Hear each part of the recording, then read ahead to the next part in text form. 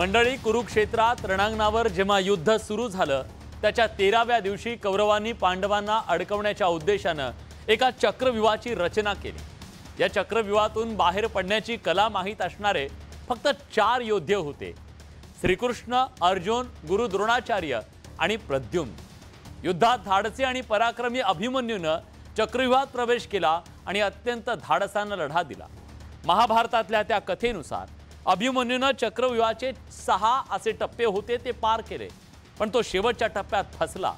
त्यानंतर कौरवांनी युद्धाचे नियम डावलत अभिमन्यूला घेरून मारलं। मंडळी, मला कुरुक्षेत्र आठवण्याचं कारण आहे, महाराष्ट्राच्या राजकीय कुरुक्षेत्रावर आधुनिक अभिमन्यूची चर्चा सुरू झाली आहे।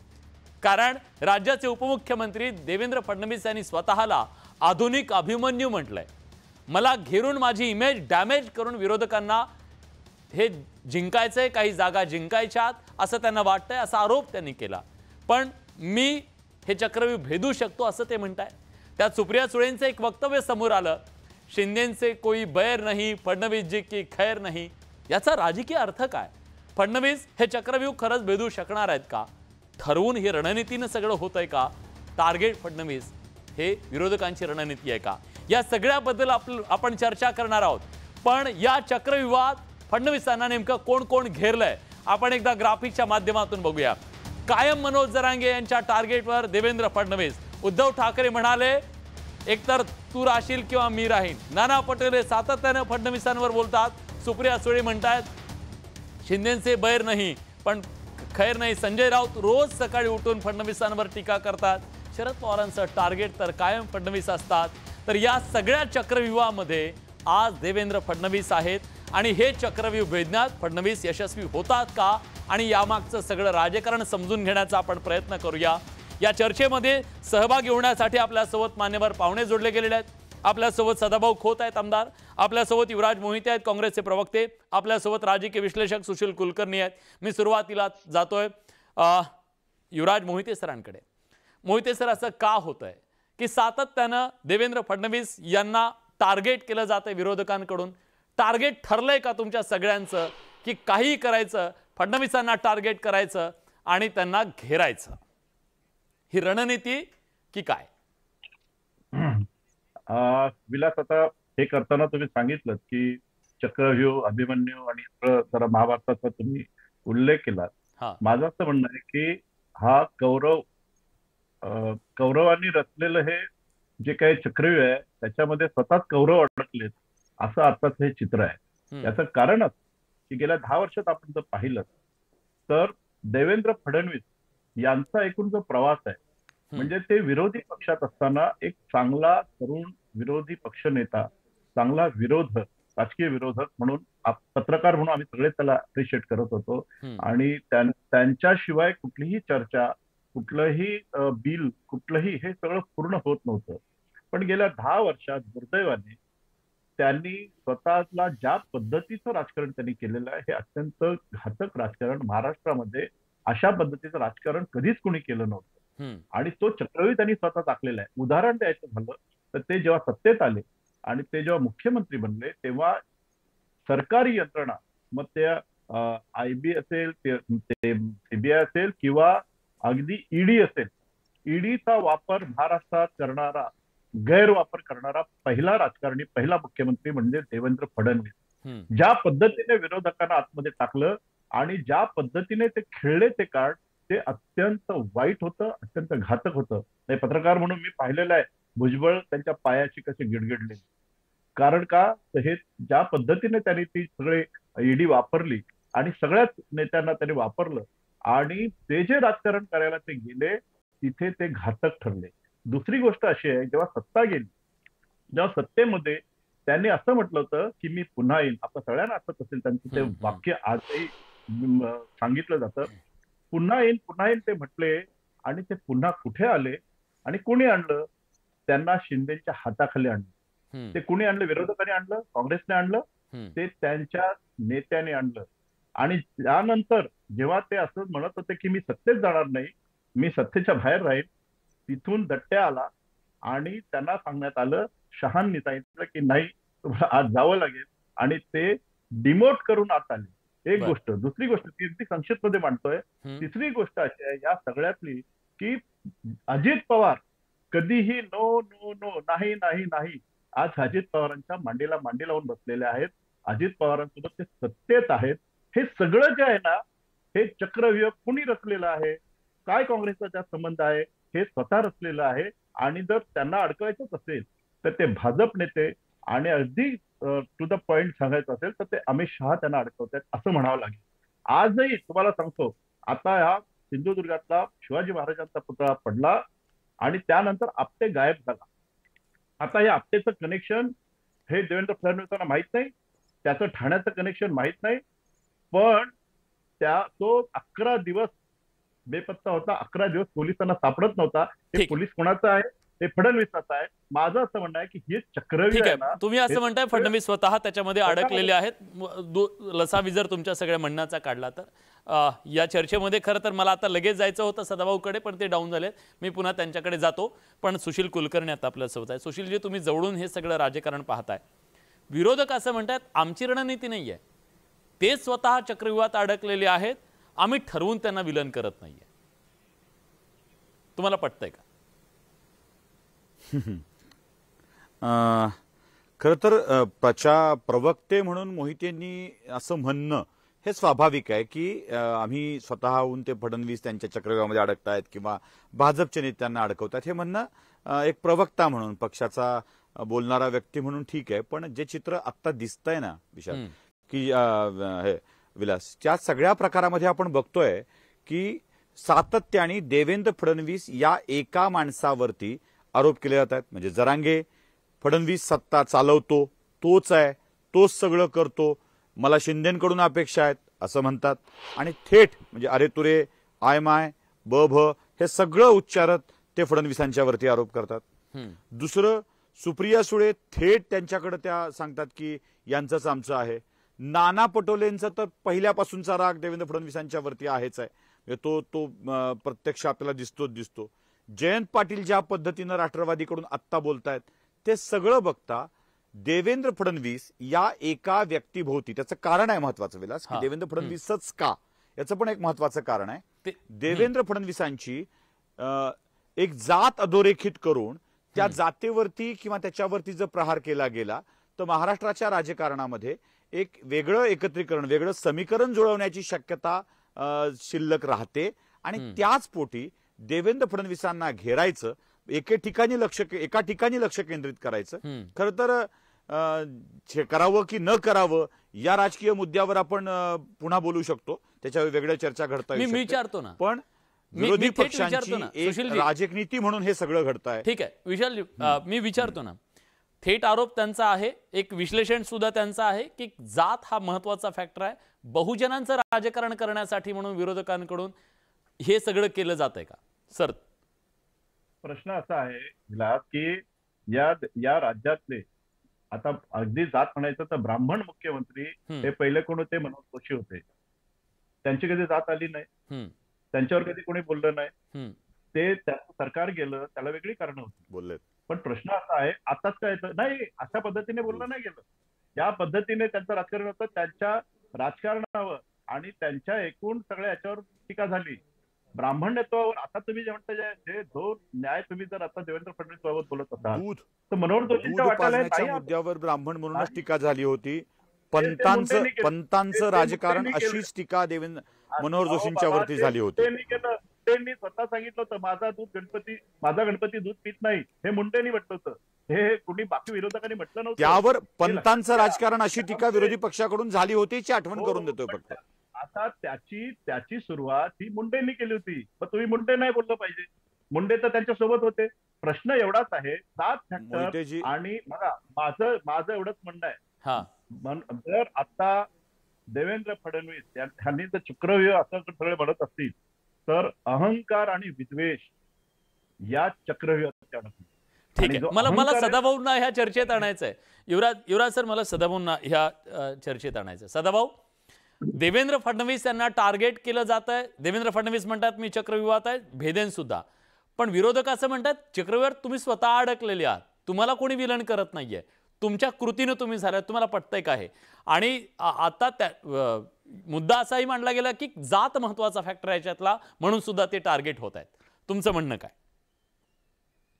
विलासजी, चांगली चर्चा तुम्ही घडवून आणली.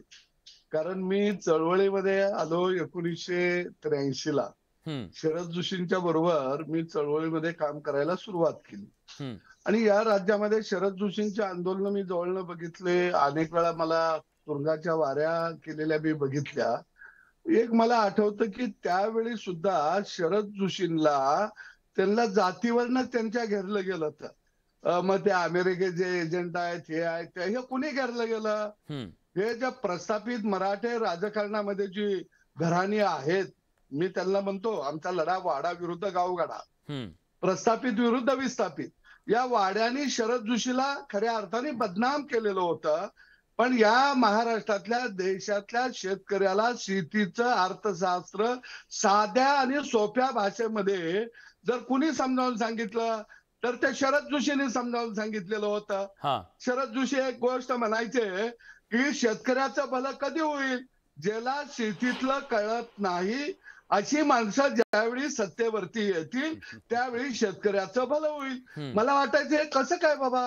आणि ज्यावेळी जोशी सर हे राज्याचे, मनोहर जोशी सर मुख्यमंत्री झाले, शरद जोशी औरंगाबादला झोनबंदीच्या विरोधामध्ये आंदोलनाला बसले आणि त्यांनी मुंडे साहेबांना त्यांच्याकडे पाठवून दिलं आणि उसावरची झोनबंदी उठवली. म्हणजे शेतकऱ्याच्या पायातल्या बेड्या तोडल्या. त्याला कोणत्याही कारखान्याला ऊस घालायला त्या काळामध्ये संमती, मान्यता शरद जोशींनी दिली. मग हे आमच्या ज्याला जाणता राजा म्हटलं जातं त्या पवारांना का जमलं नाही? परंतु टार्गेट त्या काळामध्ये सुद्धा कुणाला केलं गेलं? शरद जोशीला केलं गेलं. आता सुद्धा टार्गेट कुणाला केलं जातं? हे देवेंद्र फडणवीसला केलं जातं. कारण सरकारचा प्रमुख म्हणून प्रमुख मुख्यमंत्री असतो, उपमुख्यमंत्री नसतो. आणि म्हणून मला विलासची बिल वेळ घेणार नाही, परंतु मी जवळून राजकारण बघितलेलं आहे की खऱ्या अर्थानं या महाराष्ट्रामध्ये काही ठराविक घराण्यांना सत्ता ही आपली मक्तेदारी आहे, सत्ता ही आपल्या सातबारावरती आहे. आपण झाल्यानंतर आपला मुलगा, नातू यांनी पंचायत समितीपासून वरपर्यंत उतरंड्या यांच्याच असल्या पाहिजे. त्या सामान्य कुटुंबातला, रयत समाजातला मराठा यांना नाही चालत. सदाभाऊ, ठीक आहे, तुम्ही जो मुद्दा मांडला ना, प्रेक्षक सुद्धा कमेंट करतायत. मी लाईव्ह ही सगळी चर्चा जे प्रेक्षक आहेत ते सुद्धा कमेंट करतायत. युवराज सरांकडे मला तो मुद्दा घेऊन जायचा आहे. ते जसं म्हणाले की प्रस्थापितांना त्यांनी धक्का दिलेला आहे. प्रेक्षक असं म्हणतायत, राजू भंडारे आपले प्रेक्षक आहेत, ते असं म्हणतायत की त्यांनी शरद पवारांचं राजकारण उघडं पाडलेलं आहे. काट्यानं काटा काढण्याची जी राजकारण आहे ते राजकारण करण्याची हिंमत ती आहे, म्हणून ते बोचतायत सगळ्यांना, अशा प्रकारची प्रतिक्रिया येते. तुमचं काय म्हणणं आहे? खरं आहे का? यात तथ्य आहे का? नाही, मी की प्रश्न एवढाच आहे यामध्ये की ज्या पद्धतीने फडणवीस त्यांचं राजकारण आता ते जातीवर आणतायत ना, मला असं वाटतं हा बचावात्मक आहे, त्याला काही अर्थ नाहीये. याचं कारण आता जसं सदाभाऊंनी आता शरद जोशींचं उदाहरण दिलं. या शरद जोशींनी भारत विरुद्ध इंडिया असं आम्हाला कन्सेप्ट शिकवलेले आहे आणि मला असं वाटतं की त्यांना जोशी म्हणून किंवा आडनावावरून त्यांना कधीही कोणी हिणवलेलं नाही. महाराष्ट्राने त्यांचं ऐकलेलं पण आहे. राजकीय मुद्दा बाकी सोडून द्या. पण सर, सतत पेशवाई म्हटलं जातं, त्याचं काय? जे पेशवाईची उदाहरणं दिली जातात, तुमची वागणूक कशी आहे? तुमच्या वागणुकीत ती येतंय. तुम्ही जेव्हा सत्तेचा गैरवापर करता, तुम्ही जेव्हा विरोधकांची तोंड दाबता, तुम्हाला हवं त्याला तुरुंगात टाकणार. पेशवाई शिवी आहे का? जरा मोहितेजी जरा स्पष्ट कराल. पेशवाई ही शिवी आहे का? पेशवाई हा रागात उच्चारायचा शब्द आहे का मोहितेजी? नाही, मला त्याच्यात पडायचं, मी तो शब्द वापरलेला नाही. माझं एवढंच म्हणणं आहे की ज्या पद्धतीने आता नरेंद्र मोदी साहेबांना पगडी घातली त्यावेळी राजे पेशव्यांना पगड्या कधीपासून घालायला लागले, हे वक्तव्य कुणाचं होतं? या विद्वेषात तो माणूस अडकलेला आहे. आणि मला असं वाटतं ते आजही ज्या विद्वेषाने बोलतायत, ज्या विद्वेषाचं राजकारण करतायत आणि ज्या पद्धतीने त्यांनी जो एक त्यांचा अहंकार आहे की मी आणि मी या अहंकारात ते अडकलेले आहेत आणि आता त्याचा दोष ते दुसऱ्यांवर टाकतायत. बघा, राजकारणात सगळं होतं, राजकारणात आरोप प्रत्यारोप सगळं होतं. आता तुम्ही जातीवर येणार तर मुद्देच नाही ना मग तुमच्या राजकारणाचे. पण तुमच्या राजकारणाचे मुद्दे काय आहेत? आज जर कुठल्याही रिझर्वेशनचा मुद्दा असेल, आणखीन सगळे मुद्दे असेल, हे तुम्ही पण उभे केलेले आहेत. विरोधी असताना तुमच्या भूमिका काय आहेत? आज तुम्हाला सत्तेत आहात म्हणून तुमच्यावर बोलतायत लोक. त्याचा अर्थ तुम्ही मला एका प्रश्नाचं उत्तर द्या ना सर. कदाचित आज महाराष्ट्राला सुद्धा पडला युवराज सर, की राज्याचे मुख्यमंत्री कोण आहे, समजा जे काही प्रश्न निर्माण झाले असतील ते, मग सुप्रिया सुळे जेव्हा असं म्हणतात की शिंदे जी से कोई बैर नहीं, देवेंद्र जी आपकी खैर नहीं, याचा राजकीय अर्थ काय? मला एक पत्रकार म्हणून मला त्याच्याबद्दलचं विचारायचं आहे. बघा, प्रश्न असा आहे की याचा अर्थ हा तुम्ही सुप्रियाताईंनाच विचारला पाहिजे, ते असं का म्हणतात. प्रश्न एवढाच आहे का आज त्यांचं जे राष्ट्रवादीचं राजकारण आहे, हा ते तुम्ही सांगा. राष्ट्रवादीचं राजकारण जे आहे ते राजकारण तुम्हाला माहित आहे की एक अख्खा शरद पवार, आपण असं म्हणतो, आता मगाशी त्यांनी जाणता राजा शब्द त्यांच्याकडे वापरला, पण महाराष्ट्रातला आणि देशातला सगळ्यात मोठा नेता आहे, त्याचा पक्ष फोडला म्हणजे मग ही रणनीती देवेंद्र फडणवीस यांचीच आहे ना. देवेंद्र फडणवीसांनी हे सुरू केलंय की नाही? सुरू कोणी केलंय? ठीक आहे, मी विचारतो सदाभाऊ, तुम्ही लोकांचे पक्ष फोडणार, तुम्ही त्यांना जेलमध्ये टाकणार, तुम्ही हे सगळं करणार, मग तुमच्यावरती शिंतोडे येणार, अशा प्रकारची मांडणी ते करतायत.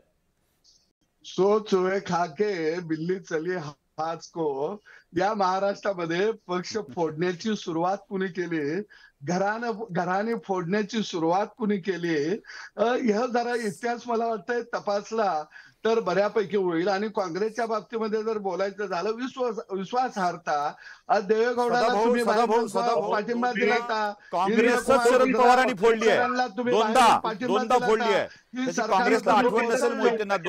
राज्यामध्ये अनेक सरकार चांगल्या गुन्हा गोविंदानं काम करत होती, तुमच्या काळामध्ये ती बरखास्त केलेली होती, आणि आणून तुम्ही चांगल्या चांगल्या नेत्यांना तुरुंगामध्ये टाकलेलं होतं. फडणवीस पासून मधु दंडवतापर्यंत अनेक नेते तुम्ही तुरुंगामध्ये टाकलेलं होते. मूड आला की फोडली आहे. भुजबळांच्या पासून आतापर्यंत बघा, गरज पडली की शिवसेनेतले काढून आणले. नाही, मला वाटतं एक शरद जोशींच्या, आणि तुम्ही जवळजवळ 33 शेतकऱ्यांना गोळ्या घातल्या त्या शरद जोशींच्या. अरे हा इतिहास आहे तुमचा, आणि हा खऱ्या अर्थानं विस्थापित जनतेनं, गावगाड्यातल्या जनतेनं भोगलाय. तुमच्या विरोधामध्ये बोलणं कठीण होतं, तुमच्या विरोधामध्ये बोललं तर आम्ही तुरुंगात गेलो, आम्ही लाट्या काट्या खाल्ल्या. अरे आम्ही काय मागत होतो? दुधाला भाव मागत होतो, कापसाला भाव मागत होतो, ऊसाला भाव मागत होतो, तेव्हा तुम्ही गोळ्या घातल्या. अरे आज आमचं सरकार. ठीक आहे, मला एक वेगळा मुद्दा खरं तर या अनुषंगाने आणायचा आहे. आज सुशील कुलकर्णी यांना मला विचारायचं आहे. मला वाटतं हे आरोप प्रत्यारोप होत राहतील, पण सुशीलजी, हा मुद्दा आहे ना, जेव्हा देवेंद्र फडणवीस राजकारणात आले, सुरुवातीला त्यांच्याबद्दलची प्रतिमा, एक स्वच्छ चेहरा, हे सगळं होतं, त्यांच्यावर टीका करणं हे विरोधकांना अवघड जात होतं, हे मान्य करावं लागेल. पण गेल्या काही दिवसातल्या राजकीय सगळ्या भूमिका, त्यांनी बदललेल्या भूमिका, त्यांना मजबुरीनं घ्याव्या लागल्या असतील किंवा काही असेल, मग हा सुद्धा मुद्दा आहे. दिल्लीच्या राजकीय रणनीतीचा ते बळी सुद्धा ठरलेत का, याचा पण बोलावं लागेल ना. कदाचित अजितदादाने त्यांना सोबत घ्यायचं नसेल, पण त्यांना घ्यावं लागलेलं असेल. याबद्दल बोलायला हवं ना. अगदी बरोबर. हे बघा विलास, दोन गोष्टी आहेत. पक्षाच्या केंद्रीय नेतृत्वाला काय वाटतं ते करावं लागलंय की न लागलंय हे पक्षाचं केंद्रीय नेतृत्व आणि देवेंद्र फडणवीस या दोघांना उत्तम पद्धतीने ठाऊक असेल. पण मला नाही वाटत की भारतीय जनता पार्टीत इच्छेविरुद्ध काही फडणवीसांना करायला लावलेलं असू शकतं. काही गोष्टी नक्की असू शकतील, पण तुम्ही ज्या मुद्द्यांचा, चक्रव्यूहचा मुद्दा का म्हणला होता, म्हणजे मोहिते असं म्हणाले होते की हा चक्रव्यूह भाजपच्याच नेत्यांनी फडणवीसांच्या विरुद्ध रचलेला आहे का, तुम्ही एक सुरुवातीला चक्रव्यूह सांगितलं होतं. ह्या चक्रव्यूहाकडे आपण जातोय तेव्हा मी पवार आणि राष्ट्रवादी काँग्रेस यांच्या एकूण राजकारणातल्या चक्रव्यूहाचा विचार करतो. म्हणजे जातीय मुद्दा फक्त देवेंद्र फडणवीसांच्या पर्यंत मी काढत नाहीये, फक्त देवेंद्र फडणवीसांच्या पर्यंत बोलत नाहीये.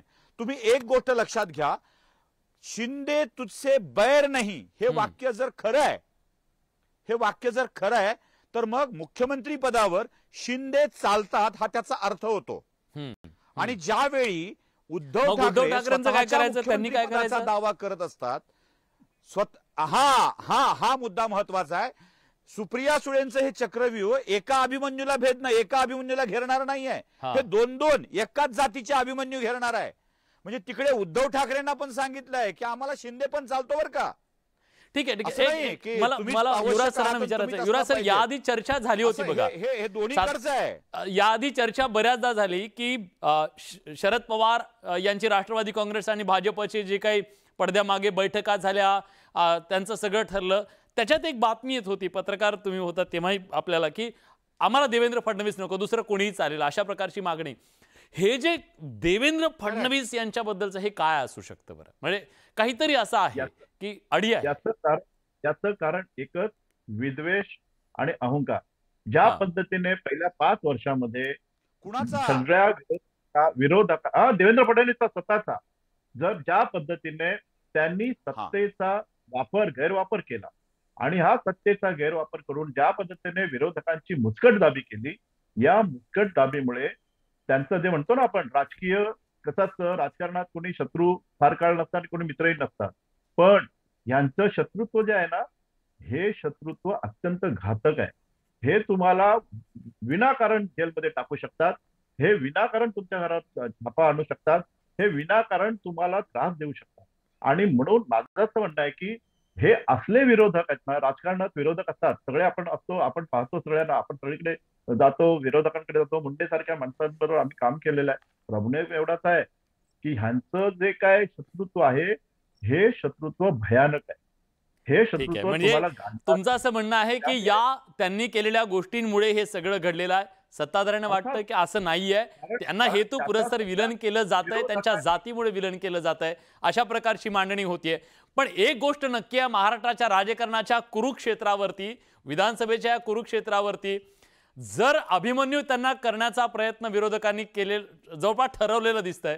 आता खरी कसोटी देवेंद्र फडणवीसांची आहे. फडणवीस म्हणतायत आज मी भेदेन ते, पण अभिमन्यूला ते भेदता आलेलं नव्हतं. त्यांचा अभिमन्यू होणार की ती आधुनिक अभिमन्यू होणार हे बघणं महत्त्वाचं आहे. मी जेव्हा प्रेक्षकांना हा प्रश्न आम्ही विचारला ना, की तेव्हा प्रेक्षकांचं मत काय होतं ते सुद्धा आपण जाणून घेऊया. बघा पोल काय सांगतोय. पोल असं सांगतोय की विरोधक फडणवीसांना टार्गेट करतायत का, हा आमचा सवाल होता. त्यावर प्रेक्षकांना वाटतंय, 63% लोकांना वाटतंय हो फडणवीसांना सगळे मिळून टार्गेट करतायत. 37% लोकांना वाटतं नाही, त्यांना टार्गेट केलं जात नाहीये. पण या चर्चेमध्ये आपण सहभागी झालात, आपली भूमिका मांडली, त्याबद्दल तुमच्या सगळ्यांचे मनापासून आभार. बडे मुद्दे या कार्यक्रमात आपण इथेच थांबतोय. कुठे जाऊ नका, पहा फक्त न्यूज 18 लोकमत.